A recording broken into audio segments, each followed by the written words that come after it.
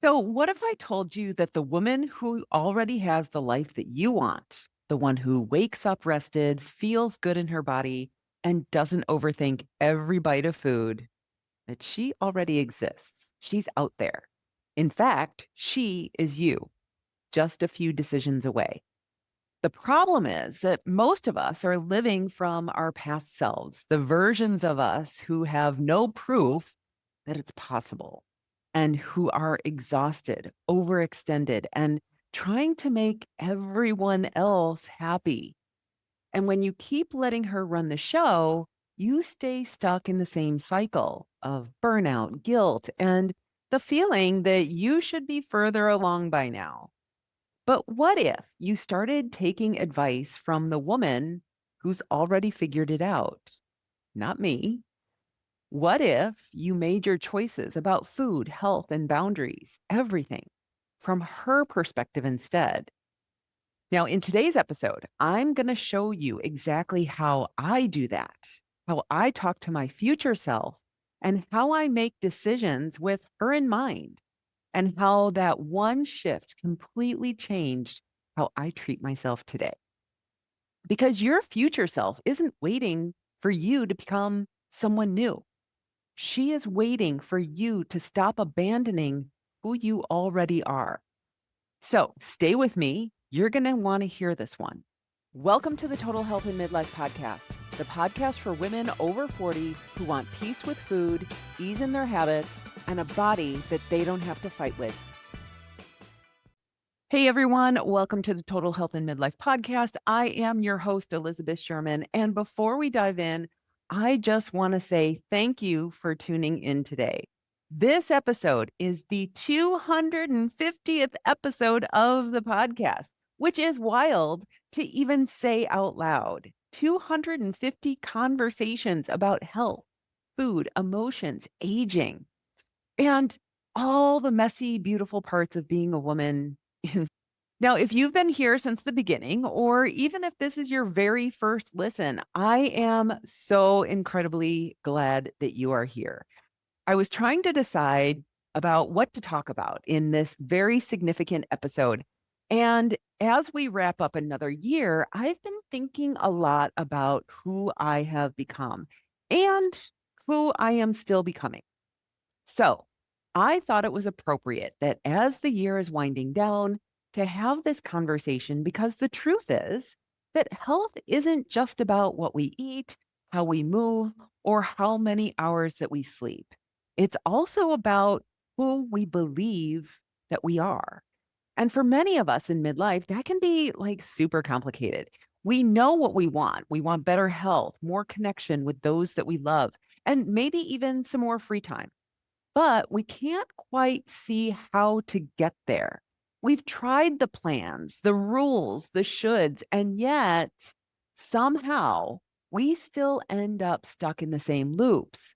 Overeating when we're stressed, putting everyone else first, starting strong, and then losing steam. And it's not that something is wrong with us, it's that we are using our current self, the one who's overwhelmed and tired, to make decisions that will impact us not only now, but in the future too. But what if we flipped all of that?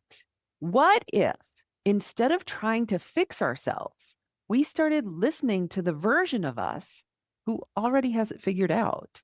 The one who's calm around food, who wakes up rested, who sets boundaries without guilt. She exists. I promise that she does. And in today's episode, we're going to talk about how to live into her, how imagining your future self can change how you show up right now in this minute. Because when you start living into her perspective, you stop managing your health out of fear and start creating it from love. So, I want to tell you a story about how I first came to envision my future self. Now, Gary and I were on our honeymoon on a small cruise ship in Tahiti. It was truly amazing. We would wake up eating a five-star breakfast on sand dunes in the middle of the ocean or drinking champagne on a floating bar. Everything about this trip was perfect. And I thought that I was supposed to feel perfect too, but I didn't. I remember sitting on the deck one afternoon and the sun was on my shoulders, trying to so hard to fit in, observing the other guests as we do on vacation, right? And then I saw her. Out in the water was this older French woman. She had dyed red hair, skin wrinkled from the sun, and she was laughing with her husband as she played with this tiny hermit crab in the sand. She was topless and completely unbothered. Her body was not attractive in the traditional sense. It was soft and round in a way that mine wasn't, or maybe I should say, wasn't allowed to be. She wasn't performing for anyone. She wasn't sucking in her stomach. She wasn't apologizing for taking up space. She was just alive. And I remember this exact moment watching her and realizing that what I felt wasn't judgment or envy, it was longing. I didn't want her body. I wanted her essence, her freedom. I wanted her ease, her playfulness, her unapologetic joy. I wanted to be the woman who could float topless in the ocean and not care what anyone thought. I didn't know it at the time, but at the moment, it changed me. It was like something cracked open a window in a stuffy room that I'd been sitting in for years, and suddenly I could breathe. Now, that French woman became my North Star, the version of my future self, not perfect, not polished, just free. Free to eat when she was hungry and stop when she was satisfied. Free to laugh loudly. Free to live for herself instead of managing everyone else's comfort. I would ask myself, how do I become more like her? Now, of course, I didn't have the tools then to become her. I still spent years trying to quote unquote get it right, still chasing health from a place of control instead of connection. We don't change overnight, right? But it planted a seed. And over time, that seed grew into a quiet truth that I live by today, that we all have a version of ourselves somewhere out there in the ocean of future possibilities who already knows how to be at peace. She's not waiting for a diet or a new routine. She's waiting for us to stop fighting ourselves long enough to listen to her. And so after that trip, I started thinking more about that woman on the cruise, not just about her specifically, but about what she represented. And over time, she became this idea I now live by and teach my clients that I call my future self living. Here's what that means in practical terms. It's not about manifesting or pretending that everything is fine. It's about building a relationship with the version of you who already has all the qualities that you want: the peace, the confidence, and the ease. The relationships, the problem solving, the eating habits or perspective about your body that you desire. Some people might call it meditation or having intuition. For me, it's more like an ongoing conversation. And so when I'm struggling with something, a business decision, a conflict in a relationship, or even something as small as, should I eat this cookie? I kind of tune into her and I ask my future self. I'll literally close my eyes and take a deep breath and picture her sitting across from me. And I've been thinking about her for so long that I have such a clear image of what she looks like, how she moves, how she handles herself. She's calm, she's grounded. She loves me exactly as I am, even when I'm spinning out of control, because she understands me and she has unconditional love for me. And I'll ask, okay, you've already figured this out. How do I get there? What is my next best step? What do I need to do? Now, sometimes I don't hear anything right away. So I take it to my journal and I sleep on it. Before bed, I'll write a question for my subconscious brain, something like, future me, how did you get through this? Or what do you know that I don't know yet? And then I go to sleep and I let my brain go to work. And almost always, when I wake up, of course, it might take a little bit longer, like a few days or weeks. There's a little whisper of clarity, not a thunderbolt, just a little nudge to get me through the next step. Because the thing is that she's not perfect. She still has the same problems that I have. She's just figured out techniques or tools to make them less of a problem. She still has stress. People who get under her skin, days where she eats too much or forgets to stretch. The difference is she doesn't make it mean anything about her. She has the tools and the self trust to manage what used to feel unmanageable. So when I ask, what would she do? Or how does she think about this? Or what would make her proud tomorrow? What I'm really asking is, how can I bring her wisdom into me today? How can I be more like her? It's a practice in self trust. And while it's powerful, it isn't always easy because for so many women, even imagining that future version of themselves feels next to impossible. And honestly, there's a reason for that.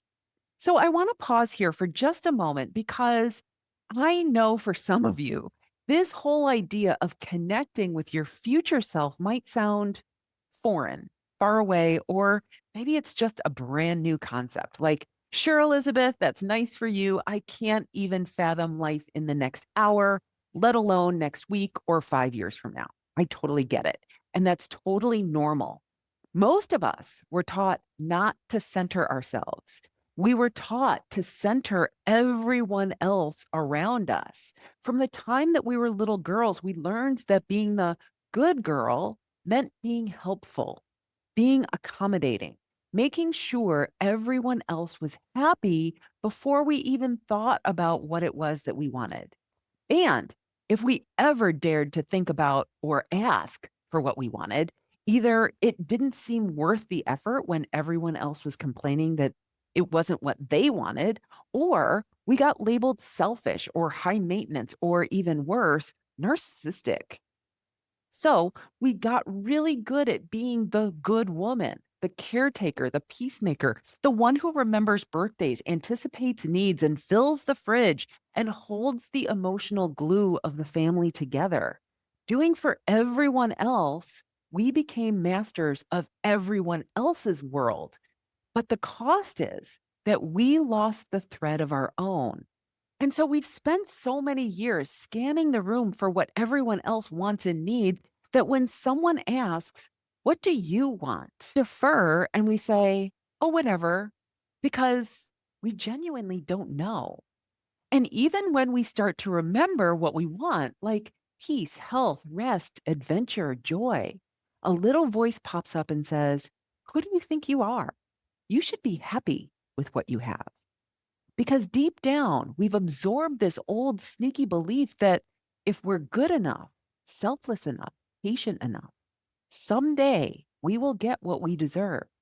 That the universe or our kids or our partner or our boss will notice all we've given and reward us for it. But that day never comes, does it? Because no one is coming to save us. Not our families, not a diet, not a New Year's resolution. We have to become the woman who saves ourselves, the woman who stops waiting for permission and starts building the life that she actually wants. And here's the thing, that woman isn't cold or hurt or selfish. She's whole. She takes care of herself so that she can give from abundance instead of depletion. And one of the most powerful ways I've learned to bridge that gap between who we are and who we're becoming is through compassion.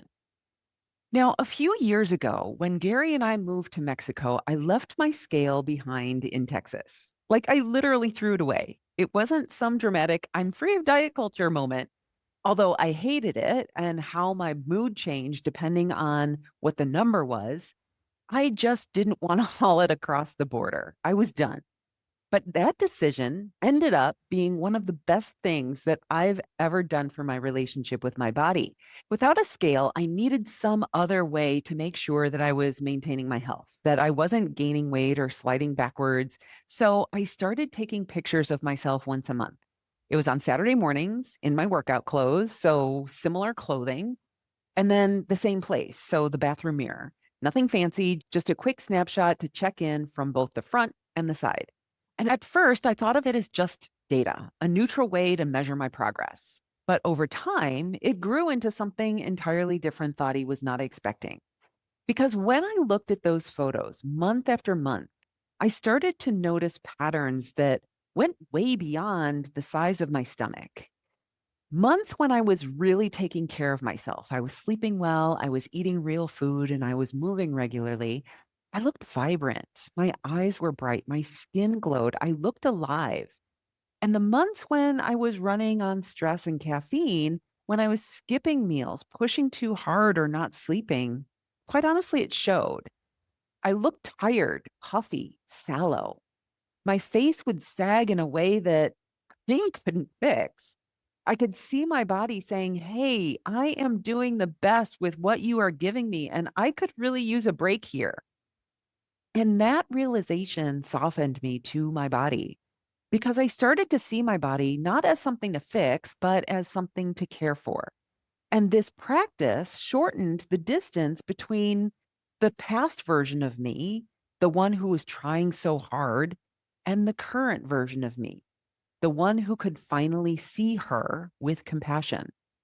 And it reminded me of how we all have that moment where we look back at an old photo and think, I can't believe I ever thought that I was fat. We see ourselves now and think, oh my God, I was beautiful. I wish I had known and been easier on myself. I think of her now as my ride or die.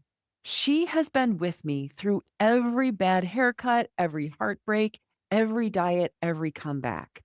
She is the one who gets me out of bed, carries me through workouts, laughter, travel, all of it.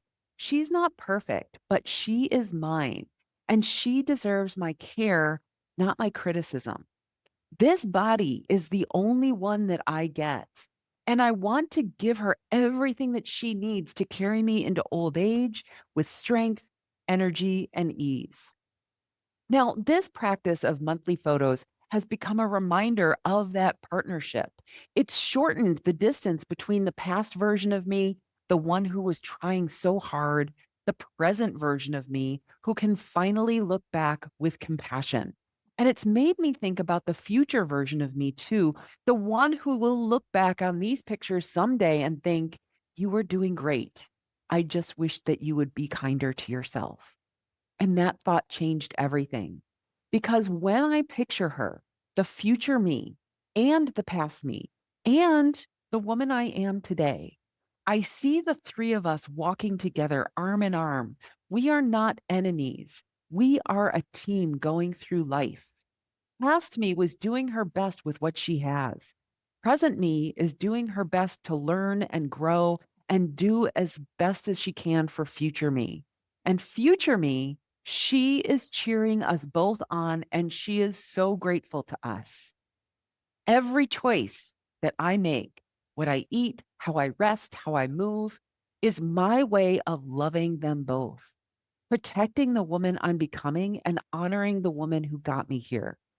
So, as you think about your own health, your own future, ask yourself, how can you have your future selves back? How can you be her ride or die starting right now? Because the truth is, every act of care that you give yourself today is felt by her tomorrow. And when you act with compassion, she always feels it. So, as you head into the new year, I want to leave you with one simple question. What is one small thing that you can do today to make your future self's life a little easier, a little lighter, a little bit more joyful? It doesn't have to be big or dramatic. Maybe it's scheduling that doctor's appointment that you've been putting off. Maybe it's cooking a real meal instead of eating a protein bar in the car. Or maybe it's simply closing your laptop 10 minutes earlier and stepping outside for some fresh air. Like these small moments all matter and they add up. Intentional living isn't about perfection or willpower. It's about acting from the point of view of who you're becoming, not who you've been. Your future self doesn't need you to fix everything. She just needs you to keep showing up for her. You don't have to see the whole path yet. You don't even need to have your health, your habits, or your life figured out. You just need to take the next step, the one that moves you closer to her. The version of you who already knows how to rest, how to eat in a way that feels good, how to stop apologizing for merely existing, because she is real. She's already out there waiting for you to meet her. Now, if today's episode spoke to you and you want to keep exploring these concepts, I want to invite you to download the Total Health and Midlife Listener's Guide. It's a curated roadmap through 250 episodes, all designed to help you start living from your future self today. You can find that at elizabethsherman.com/roadmap. And finally, thank you. Thank you for being here, for listening, for being part of this amazing community that keeps growing and evolving. 250 episodes. Oh my gosh, what a ride. I can't wait to see what's ahead for both of us. That's all I have for you today. Have an amazing week, and I will see you next time. Bye bye. Hey, so if you've been nodding along and thinking, okay, I know what to do, Elizabeth, I'm just not doing it, I have got something for you. It's my free podcast listener's guide. It's a curated roadmap to help you get started with the most helpful episodes based on exactly what you need right now. Go to elizabethsherman.com/roadmap and take the guesswork out of where to begin with the Total Health and Midlife podcast.